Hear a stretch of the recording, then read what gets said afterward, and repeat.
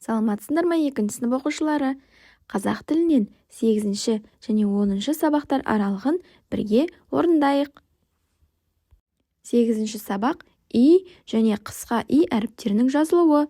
29-ші жаттығу. Суретке қарап, өлеңде не туралы айтылатынын болжа. Мен тиынмын, қыста жылы киіндім. Қоймам толы жаңғаққа, іші жылы үйімнің дейді. Енді суретке қараңдар балалар.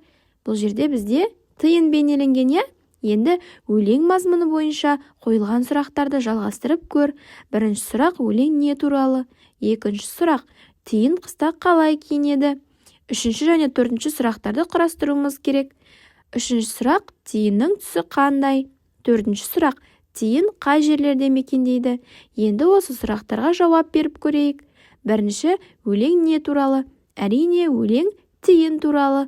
Өлеңде мен тиынмын деп айтады. Келесі екінші, тиын қыста қалай киінеді? Қыста тиынның жүні қалың болады және оның түсі сары екен. Төртінші сұрақ, тиын қай жерлерде мекендейді? Енді суретке қараңдаршы балалар, қай жерде отыр деп ойлайсыңдар тиын? Әрине, ағаштарда мекендейді, иә? Жарайсыңдар балалар. Келесі, мына тиынды сипаттап жаз дейді. Тиын қандай? Құйрығы ұзын, құлағы да ұзын екен, жүні қалың және түсі сары. Мінекей біз тиынды сипаттап жаздық. Жарайсыңдар балалар. Келесі, и дауысты, ал қысқа и дауыссыз дыбыс. И әріпі сөз басында және дауыссыздан соң жазылады. Мысалы, жидек, би, ит, иса. Ал қысқа и әріпі дауыстыдан кейін жазылады. Мойын, мейіз, ай, қайық. Жарайсыңдар. 30-шы жаттығу. Суреттерге қарап, балалардың не істеп жатқандығы туралы әңгімеле. Бірінші суретте қызы анасына гүл сыйлап жатыр. Ал келесі суретте бала айдың суретін салып отыр. Және соңғы суретімізде балақай не істеп жатыр? Аяқ киімін тазалап жатыр. Жарайсыңдар балалар. Енді 31-ші жаттығу. Сөйлемдерді толықтырып жаз. Анама не беремін? Көрдіңдер ме балалар? Алдыңғы жаттығудағы суреттер арқылы бізге сөйлемді толықтыр дейді. Ендеше толықтырайық. Бірінші, анама гүл беремін. Айдың суретін саламын. Өзімнің аяқ киімімді тазалаймын. Жарайсыңдар балалар. И дыбысының алдында немесе естілгенімен олар жазылмайды екен. Киім, қиын, жиын. Көрдіңдер ма? Жыдан кейін дыбысы естіледі, бірақ олар жазылмайды. Жарайсыңдар балалар. Келесі жаттығу. Сөздердің қатесін тауып түзеп жаз. Тақия, киім, әшекей, көйлек, жейде және сақина. Көрдіңдер ме? Жаңа бізге ережеде айтты. И дыбысының алдында мен әріптері естілгенмен оларды жазбаймыз.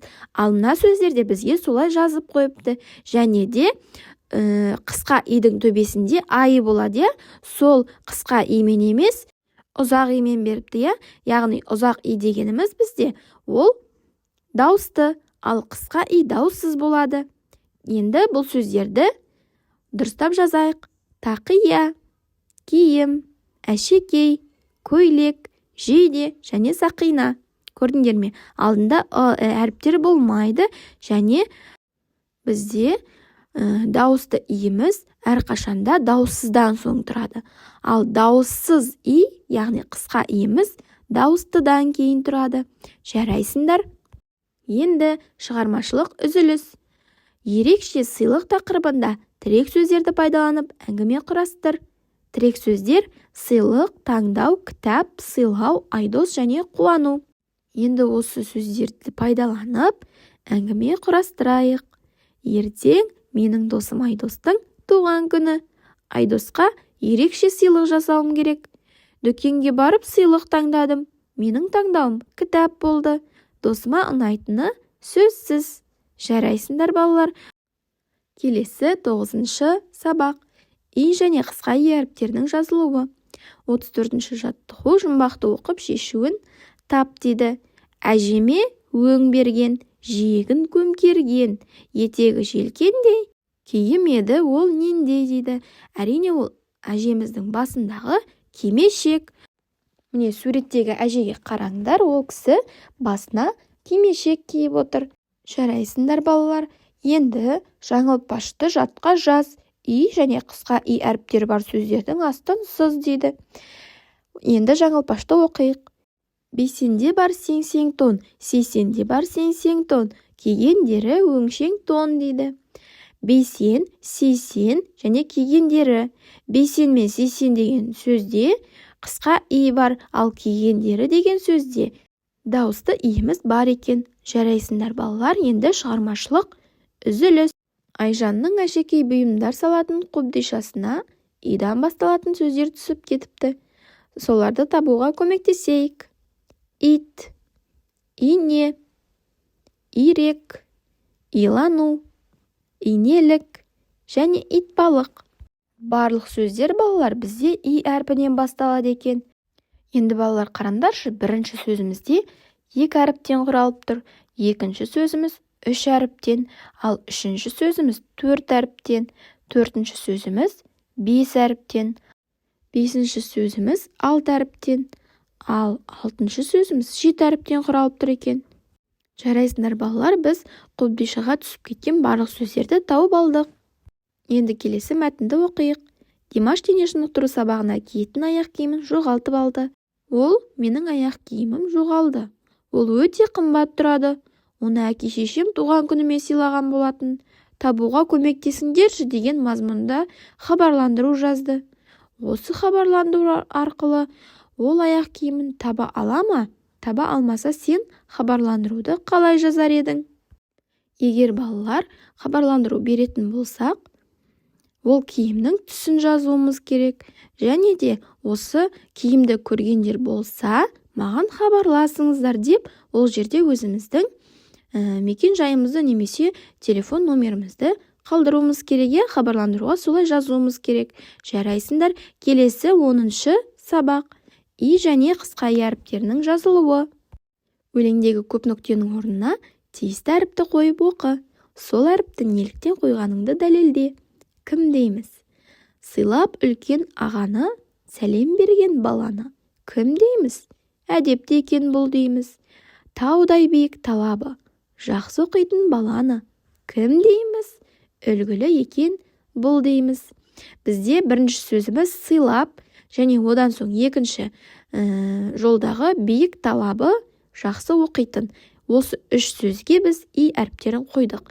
Енді қарайық. Бірінші сөзде сыйлап.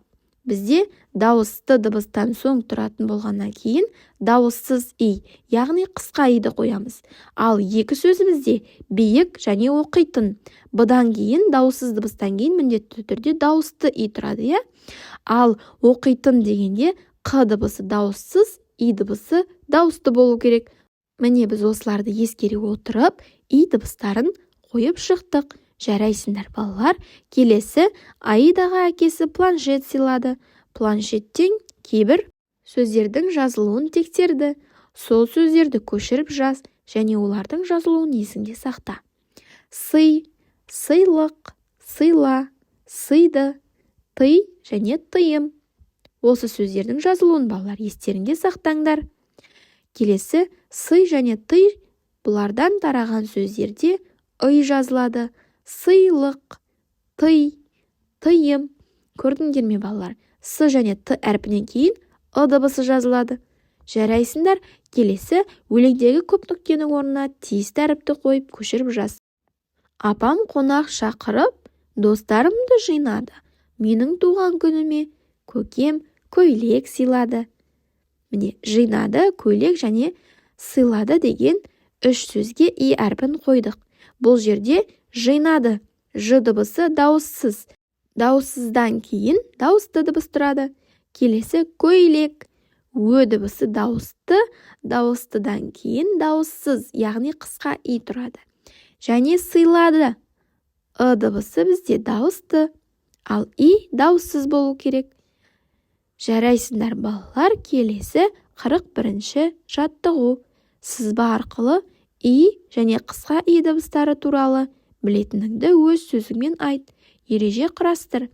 Бірінші и дыбысы дауысты дыбыс сөздің басында және дауыссыздан кейін келеді. Келесі қысқа и. Бұл дауыссыз дыбыс. Дауыстыдан соң жазылады. Жарайсыңдар. Келесі шығармашылық үзіліс. Жағдаяттан шығып көр дейді. Бүгін Дидардың әкесінің туған күні. Сабақтан соң ол дүкенге келді. Сыйлық таңдауға біраз қиналды. Сен Дидардың орнында болсаң, әкеңе не сыйлар едің? Балалар өздерінің әкелеріне не сыйлар едіңдер?